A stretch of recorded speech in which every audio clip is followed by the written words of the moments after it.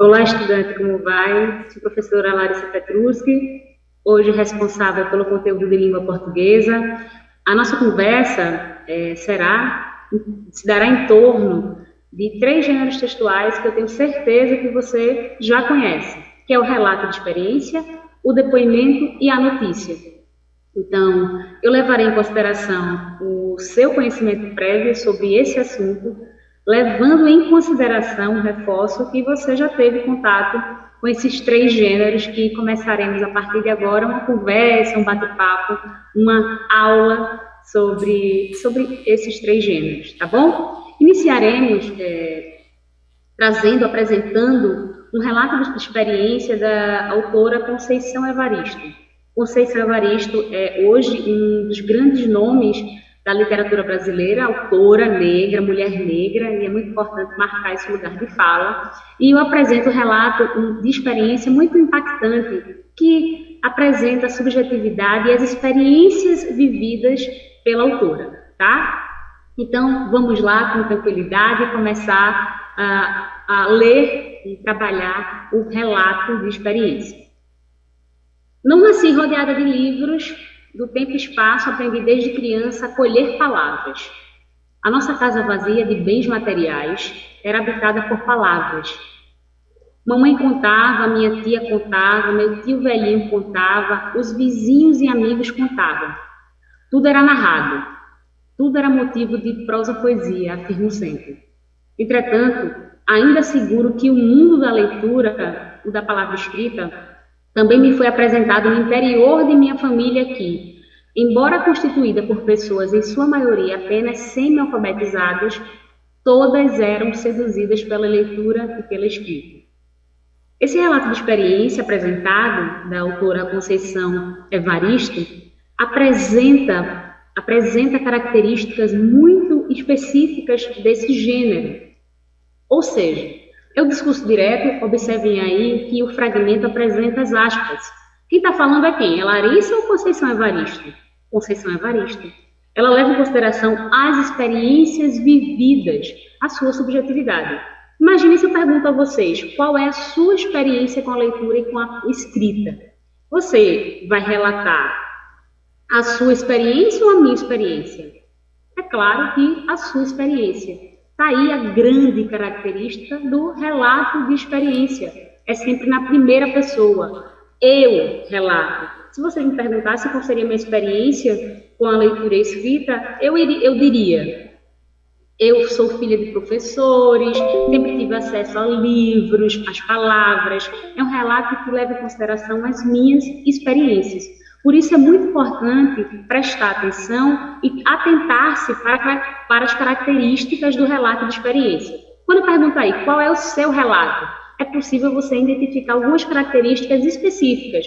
Por exemplo, em qual contexto se dá? Qual é a situação discursiva em que esse relato, neste caso Conceição Evaristo, foi apresentado? Tá aí. Qual é o lugar da escritora Conceição Evaristo? Ela escreve na condição do lugar de mulher negra, rodeada de palavras de prosa-poesia. O relato que ela fala, que ela diz que cresceu numa casa sem muitos bens materiais, os tios, as tias, a mãe, as primas, os familiares falavam, narravam as histórias. É a situação discursiva, o contexto em que se dá esse relato.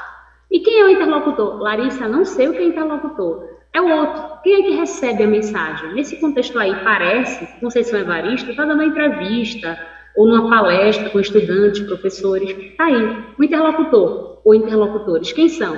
Professores, estudantes, jornalistas, pesquisadores. Então, é quem escuta esse relato, quem está do outro lado, tá? Quem está recebendo a mensagem. E qual é o principal objetivo do relato de experiência? Vocês sabem me dizer? Está aí. Dividir com o leitor ou com o outro a experiência individual, a sua experiência individual de situações que você viveu anteriormente, recente ou não, mas por mais tempo, tá? Tá aí. O principal objetivo é dividir experiências, tá? E um ponto muito importante é dizer que aciona a sua subjetividade, ou seja, questões individuais que você viveu. E com Como é a composição? Qual é a composição do relato de experiência? Tem a escrita na primeira pessoa, porque é ela quem fala, é a autora quem fala, a linguagem é própria devida de um olhar particular, de experiências, de subjetividades. Nesse exemplo aí o relato é da Conceição Evaristo sobre experiências e situações vividas no contato com o livro, com as palavras. O próximo gênero é o depoimento. Eu tenho certeza que vocês já escutaram, já se encontraram com um depoimento, sim ou não? Sem dúvida. O exemplo que eu apresento a vocês aí é do Jornal Nacional e nós sabemos dessa situação caótica em que os profissionais de saúde estão inseridos hoje, porque hospitais lotados, leitos lotados, em contato direto com esse vírus, com a Covid-19. Então, o depoimento apresentado nessa matéria que é Heróis do 1º de Maio, que fala do Dia do Trabalhador, profissionais da saúde estão na linha de frente no combate à Covid-19. Nessa notícia, um depoimento foi dado. De quem? Da jornalista, da enfermeira, me perdoem, Natália Balestra. Ela, a enfermeira, que é um profissional de saúde, deu um depoimento para a notícia. Qual foi? Ela fala: eu tinha medo da evolução do vírus no meu corpo. Como eu ia reagir se no dia seguinte ia piorar e precisar de um atendimento hospitalar e estar na UTI? Eu me senti muito sozinha, muito triste. É um depoimento sobre a situação vivida. Neste caso, neste contexto, nessa situação discursiva, qual é?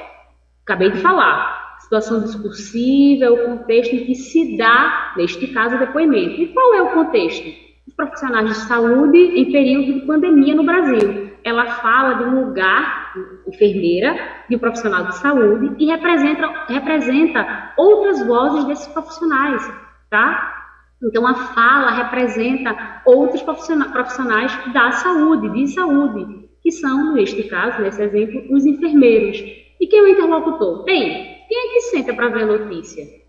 O telespectador, no caso de um jornal, na televisão, né? Então, o interlocutor aí é a população em geral. Aqui, eu busquei a notícia no site. Então, alguém que acessou, quem foi que acessou? O site está disponível para a população em geral acessar e ler. Aí, o interlocutor, a população em geral, com o objetivo de alertar sobre a imprevisibilidade do vírus no organismo humano. O interlocutor é aquele sempre que recebe a mensagem, é o outro. E qual é o principal objetivo do depoimento? Para que se depõe? Para que construir um depoimento? Está aí, dividir com o leitor o medo, nesse exemplo, do desconhecido no tom de alertar, de alerta, ou seja, um ensinamento. Eu vou trazer aqui um depoimento para vocês entenderem como é passar por essa situação, entendeu? Lembra muito relato de experiência, mas existem características específicas. Aí, no depoimento, o depoimento serve de alerta. Eu vou fazer esse depoimento para que vocês entendam. Porque não é importante. Por exemplo, Larissa, dá teu depoimento, como é que tu foi assaltada voltando para casa? Eu fui por aquele caminho escuro e é muito perigoso. Esse meu depoimento alerta você para que você não siga naquele caminho, diferente do relato de experiência. Estão lembrados? E qual é a composição? Assim como o relato de experiência, discurso direto. Observem também que existem aspas quando a enfermeira Natália Balestra vai falar. Então, também é escrita na primeira pessoa, é um olhar particular, mas também coletivo, porque ela fala sobre a classe, ela fala também, levando em consideração a classe do profissional de saúde, tá? É uma linguagem pessoal, sempre num tom reflexivo. E o último gênero que apresento é a notícia, certo? A primeira característica que eu trago para vocês a diferença entre notícia e reportagem é que a reportagem é muito mais longa. Geralmente a reportagem ela apresenta discursos de autoridade sobre determinados assuntos. Por exemplo, como é que eu faço a diferença entre notícia e reportagem neste exemplo aí? Se eu fosse falar sobre essa matéria, fazer uma reportagem dessa notícia, eu precisaria convidar um professor, um estudante, alguém da GRE, tá? Porque aí eu ia inserir os discursos, os depoimentos, o relato, poderia inserir na reportagem. Aí a diferença entre notícia e reportagem. A notícia é muito mais objetiva. Vejam esse exemplo que eu trouxe. Eu peguei no site da Secretaria de Educação e Esportes do Estado de Pernambuco, que fala assim: escolas realizam atividades em alusão à Semana Estadual da Pessoa com Deficiência. Já fala muito do que vai tratar a notícia, né? O primeiro parágrafo. Na Semana Estadual da Pessoa com Deficiência, as escolas estaduais e as gerências regionais de educação, GRES, desenvolveram atividades online para vivenciar a data. A programação contou com palestras, oficinas, debates, formações, carreatas, shows de talentos e lives inclusivas realizadas com a participação dos estudantes e de toda a comunidade. As ações visam levar atenção e reconhecimento aos estudantes com deficiência que estão em suas casas, colocando a família também como parte do processo de ensino-aprendizagem. Tá aí, eu já falei muito, lendo esse primeiro parágrafo, sobre do que se trata a notícia. E quais são as características? Tá aí, situação discursiva, o contexto em que se dá, o interlocutor, o principal objetivo da notícia e a composição da notícia. A situação discursiva, tá aí, são ações em alusão à semana estadual de pessoa com deficiência. O contexto em que se dá, a situação discursiva que se dá, a construção da notícia é essa. Vai relatar sobre as ações da semana que foi realizada por professores, pais, estudantes, comunidade escolar, referente à Semana Estadual da Pessoa com Deficiência. Tá aí a situação discursiva. E quem é o outro? Quem é que recebe essa mensagem? Eu falei para vocês inicialmente que eu retirei essa mensagem do site da Secretaria de Educação e Esportes do Estado de Pernambuco. Geralmente no site, toda a população pode acessar, é um canal aberto. Mas para um site tão específico da Secretaria de Educação, geralmente quem acessa é o professor, estudantes, familiares, gestores, a comunidade escolar, alguém da secretaria, enfim. O interlocutor, nesse caso, quem vai ler, para quem foi feita essa mensagem, para divulgar essas ações. Então, o interlocutor é aquele que recebe a mensagem. Nesse caso aí, nesse caso específico desse site, professor de estudantes, comunidade escolar. E qual é o principal objetivo da notícia? Bem, por que você gosta de saber das notícias do dia? Para quê? Para se informar, sim ou não. Então, notícia tem como objetivo, o principal objetivo, divulgar, neste caso, a alusão à Semana das Pessoas com Deficiência, promovidas por escolas, com participação de estudantes, de professores, da comunidade escolar, das GRES. Então, o principal objetivo foi divulgar, desta notícia, divulgar essa ação, as ações realizadas nessa semana de atividades. Tá? Então, o objetivo a notícia existe para divulgar que foi o acontecimento, o fato. E como é que se acompanha a notícia? Diferente do depoimento e do relato de experiência, a notícia é escrita em terceira pessoa. Elas, ele, eles. Ou seja, apresentam o fato a partir de uma linguagem objetiva e informativa, tá? Para informar. Lembra que inicialmente, ao falar da notícia, eu falei da diferença entre notícia e reportagem? A notícia é mais objetiva. Então, vamos fazer uma revisão. Primeiro, relato de experiência, características específicas. Depois, o depoimento, também possui características específicas próximas ao relato de experiência. E depois, a notícia, possui características e objetivos específicos. Então, para cada gênero trabalhado hoje, existem características, objetivos e funções específicas. Fica mais fácil de entender porque eu tenho certeza que você sabe o que é um relato de experiência. Eu posso perguntar para você qual é a sua experiência com determinado assunto, ou um depoimento, faz um depoimento sobre a tua vida escolar, não consegue construir isso, você pode fazer um depoimento e vai servir como um alerta, ou não deixe de estudar, de fazer tarefas, porque no meu caso aconteceu isso e isso. O depoimento, bem, você já deve ter feito inúmeros na vida ou deve ter escutado alguns durante sua vida. E, ao final, notícia. Tenho certeza que vocês têm contato com notícia diariamente via Instagram, WhatsApp, ou quando chega do trabalho em casa, ou depois de fazer as atividades em casa, quando senta para assistir um repórter, local ou nacional. Assim eu encerro essa aula de hoje, mas não vou encerrar sem um fragmento muito bonito de um grande autor da literatura brasileira chamado Guimarães Rosa. Ele fala assim: o real não está no início nem no fim, ele se mostra para a gente no meio da travessia. O correr da vida embrulha tudo, a vida é assim, esquenta, esfria, aperta e daí afrouxa. Sossega e depois desinquieta. O que ela quer da gente é coragem.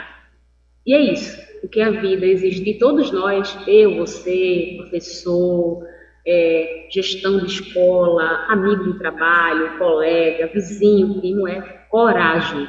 Não é fácil, não. A vida, de vez em quando, é isso que ele fala.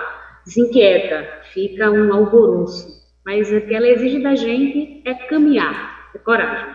Dito isso, eu encerro. Espero que vocês tenham aproveitado. O assunto continua, tem material para você acessar. Tá bom? Um abraço, foi um prazer mais uma vez estar aqui com vocês. Até mais.